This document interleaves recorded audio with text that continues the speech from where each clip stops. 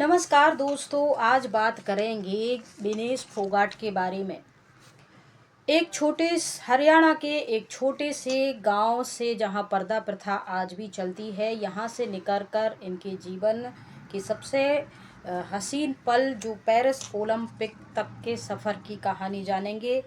और फिर अचानक से फाइनल मैच खेलने से पहले इनका 2 किलो 700 ग्राम वज़न बढ़ जाता है और इस वज़न को कम करने के लिए ये 12 घंटे एक कितना संघर्ष करती हैं पूरी रात, क्या क्या इनके साथ होता है इसके बारे में। और ये अपने पूरे जीवन में कितने संघर्षों के बाद इस पेरिस ओलंपिक 2024 में लगातार 3 मैच जीतने के बाद कैसी शानदार जगह फाइनल के लिए बनाती हैं। और जब लास्ट में इनका वज़न किया जाता है तो महज 100 ग्राम की वजह से ये डिस्क्वालीफाई हो जाती हैं। और जैसे ही ये न्यूज़ डिस्क्वालीफाई की पूरी दुनिया में फैलती है, सभी देश विदेश के सभी लोग शॉक्ड हो जाते हैं और कुछ लोग इनके सपोर्ट में और कुछ इनके खिलाफ बोलना, पोस्ट करना, ट्वीट करना शुरू कर देते हैं। तो एक व्यक्ति का जो सपना होता है, जब वो अपने सपने तक पहुंच जाता है तो उसके मन में कई प्रकार की दुविधाएं, संघर्ष चलते हैं। वो उस समय अपनी मानसिक स्थिति को कितना मेंटेन करता है, कितना प्रेशर झेलता है और कैसे कैसे सपने सजोता है। और महज एक ही कदम तक पहुंचने के बाद मंजिल से एकदम पीछे आ जाए तो उस इंसान की स्थिति कैसी रही होगी, क्या सोचता होगा। और ये तो वही व्यक्ति समझ सकता है जो इन चीज़ों से गुजरता है।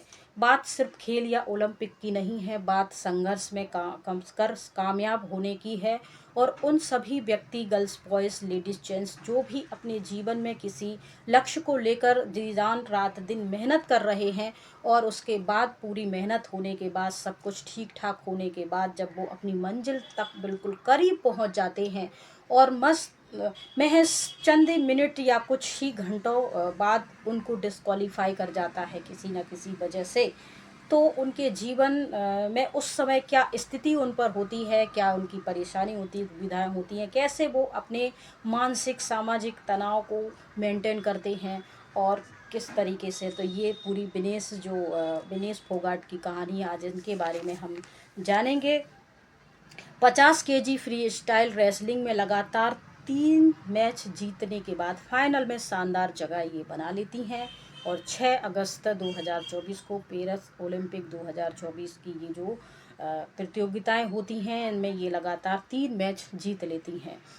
लगातार 3 मैच जीतने के बाद वजन जब इनका होता है तो इसके बाद फिर ये जूस वगैरह पीती हैं, पानी पीती हैं। इससे पहले इनने बहुत ना कुछ खाया पिया था ना पानी, क्योंकि 50 केजी वज़न मेंटेन करना कोई भी खिलाड़ी के लिए बहुत ही ज़्यादा संघर्ष भरा होता है, चुनौतीपूर्ण होता है। उसके बाद थोड़ा जूस पिया, थोड़ी देर बाद वज़न किया।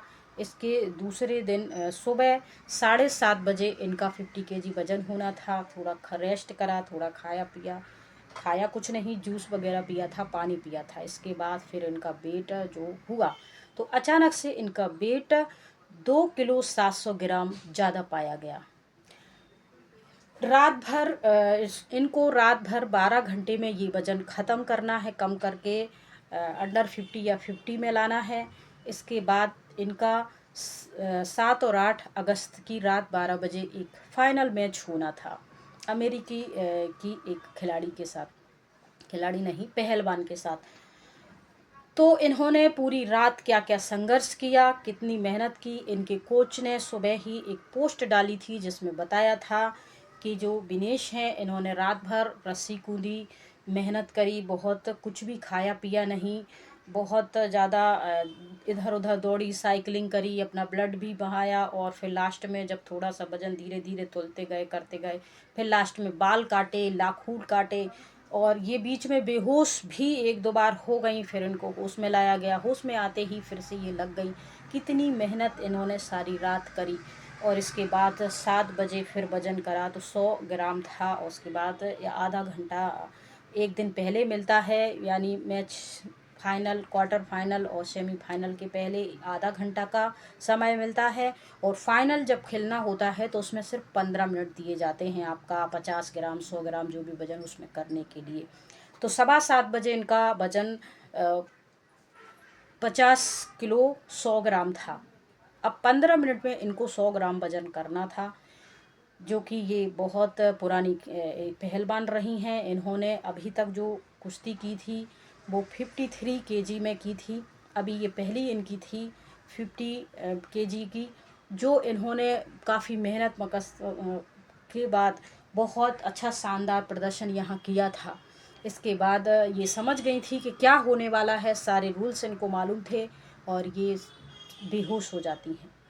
फिर इनको हॉस्पिटलाइज़ करा जाता है और फिर वहाँ से ले आया जाता है। इनके जो कोच हैं वो बताते हैं कि रात भर विनेश ने कितनी मेहनत करी, क्या क्या इनके साथ हुआ।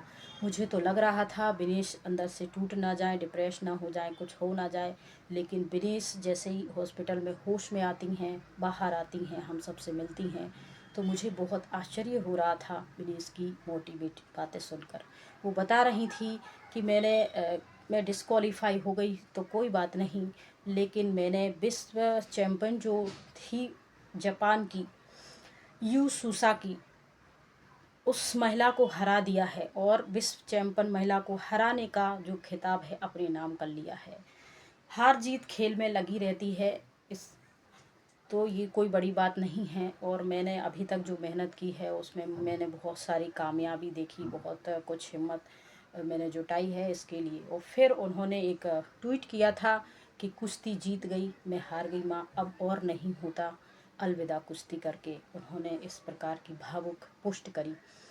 इनके पीछे सब दिनेश की जीवन कहानी का जो संघर्ष है और यहाँ तक पहुँचने का जो सफ़र है वो कोई आसान नहीं था। इसके लिए इन्होंने बहुत काफ़ी मेहनत की, संघर्ष किया। इसके बाद ही फिर बहुत सारे यूजर्स जो इनने 2023 में जो दिल्ली के जंतर मंतर पे धरना प्रदर्शन दिया, जहाँ पुलिस ने इनको घसीटा और यहाँ विरोध हुआ था इनकी जो यहाँ पर बैठ के प्रोटेस्ट कर रही थी, हड़ताल कर रही थी और ये अपने कुछ सुरक्षा की मांगे कर रही थी। इन्होंने अपने ऊपर यौन शोषण या वहाँ के जो भी महिला खिलाड़ी पहलवान होते हैं उनसे के द्वारा कुछ यौन शोषण के आपराधिक मामलों को लेकर, मुद्दे को लेकर धरना प्रदर्शन किया था। उस प्रदर्शन में पुलिस, वहाँ की दिल्ली की पुलिस ने इनके साथ ऐसा अभद्र व्यवहार किया। उसकी जो फोटोज़ हैं वो उस समय इसमें जो नेता थे ब्रजभूषण, उनका नाम सामने आया था, उनके खिलाफ इन्होंने धरना प्रदर्शन किया था। तो बहुत सारे लोग इन घटनाओं को, उनको सब चीज़ों को जोड़कर कुछ भी अपने बना बातें इसकी काफ़ी हो रही हैं, लेकिन इन सब चीज़ों से नहीं जाते हैं। और विनेश यहाँ तक कैसे पहुँचती हैं, क्या उनका संघर्ष रहा है, इन सब चीज़ों के बारे में जानते हैं।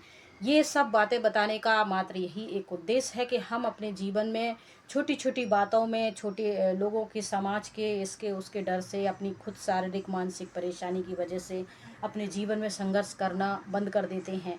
हम हारते तब नहीं हैं जब सामने वाला हमें हराता है, हम हारते तब हैं जब हम अपने मन से हार जाते हैं, हम जब डीमोटिवेट हो जाते हैं, हम जब ये सोचने लगते हैं कि अब कुछ नहीं हो सकता, लाइफ सब ख़त्म हो चुकी है।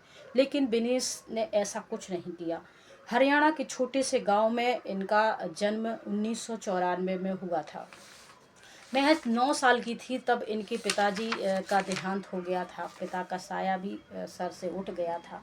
इनके ताऊजी ने इनको परवरिश दी, सपोर्ट किया और खेल की तरफ मोड़ा। इनके ताऊजी जो थे उन पे गांव के लोगों ने बहुत कमेंट किया, मजाक उड़ाया और कहा ये सब तुम क्या कर रहे हो, लड़की को लड़कों के साथ भिड़वाओगे, ये वो। लेकिन वो नहीं माने और विनेश को तैयार किया।